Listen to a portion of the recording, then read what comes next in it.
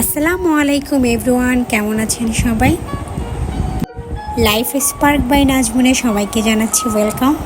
আজকে একটা ছোট্ট ব্লগ নিয়ে এসেছি। এই যে দেখুন, সকাল সকাল ঘুম থেকে উঠে আমার ময়না পাখিটা খুব দুষ্টামি করছে। সো আজকে আমি শেয়ার করব তাদেরকে সকালের ব্রেকফাস্ট হিসেবে আমি কী দিই সেটা। সো আজকে আমি এখানে নিয়ে নিলাম কলা, পেঁপে, গাজর, তারপর একটা ডিম। এবার আমি এগুলো সবগুলোকে কেটে ব্লেন্ডারে দিয়ে ব্লেন্ড করে নিচ্ছি। যেহেতু আমার দুইটা বাবু, দুই এইজের, সো আমার একটু চিন্তা ভাবনা করেই নাস্তা বানাতে হয়, যেন একটা বানালে দুইজনই খেতে পারে। এবার আমি এখানে একটু সুজি অ্যাড করেছি, তারপর ওটস অ্যাড করছি। সুজির পরিমাণটা কিন্তু বেশি দেওয়া যাবে না, হালকা করেই দিবেন। ওটস বেশি হলে সমস্যা নেই।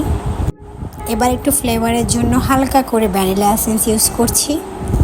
তারপর এখানে গুঁড়ো দুধ ইউজ করেছি, আর কাস্টার্ড পাউডারটাও আমি ইউজ করছি। যেহেতু এটা বাচ্চাদের খাওয়ার, সো এখানে আমি কোনো বেকিং পাউডার অথবা অন্য কিছু ইউজ করছি না। সবগুলো উপকরণ একসাথে মিক্স করে নিয়েছি। ব্যাটারটা ঠিক এরকমই হবে, খুব বেশি পাতলা না, আবার খুব বেশি ঘনও না। এবার আমি একটা ফ্রাই প্যানে এগুলোকে প্যানকেকের মতো করে দিয়েছি। খুব বেশি হাই হিটে এগুলোকে করা যাবে না, একদম লো হিটে করতে হবে। হাই হিটে দিলে এগুলো শক্ত হয়ে যাবে আর পুড়ে যাবে, দাগ লেগে যাবে। একদম লো হিটে রেখে তারপর ঢাকনা দিয়ে জিনিসটাকে করে নিতে হবে।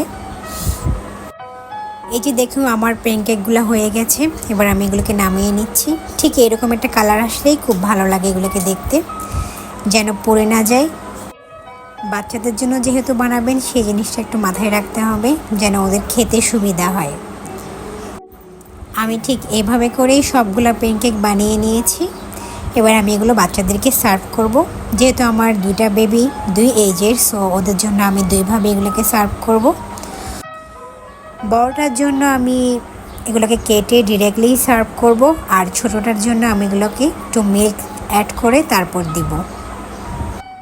এই যে বড় বাবুকে আমি ফিডিং চেয়ারে বসিয়ে দিলাম, তারপর তাকে নাস্তা দিলাম।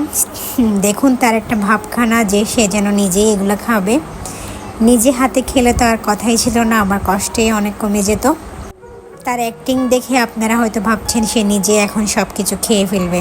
আসলে এমনটা কিছুই না, এগুলো সবগুলোই আমাকে একটা একটা করে খাইয়ে দিতে হবে, তাও অনেক তালবাহানা চলবে।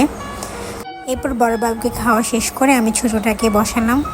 এই সব সময় খাওয়ার আগে পানি নিয়ে ব্যস্ত থাকে, নিতে চাইলেও দিবে না। পানি দিয়ে তাকে এখানে বসাতে হয়, তা না হলে বসবে না। এরপর মোবাইল অথবা ল্যাপটপ, সেটা তো আছেই, সেটা ছাড়া তো আমার চলেই না। সো আজকে তাহলে এতটুকুই। সবাই ভালো থাকবেন, আমার বাবুদের জন্য দোয়া করবেন। দেখা হবে অন্য কোনো ব্লগে। ততক্ষণ পর্যন্ত সবাই সাথে থাকবেন, সাপোর্ট করবেন, আর অনেক অনেক ভালোবাসা দিবেন। আল্লাহ হাফেজ।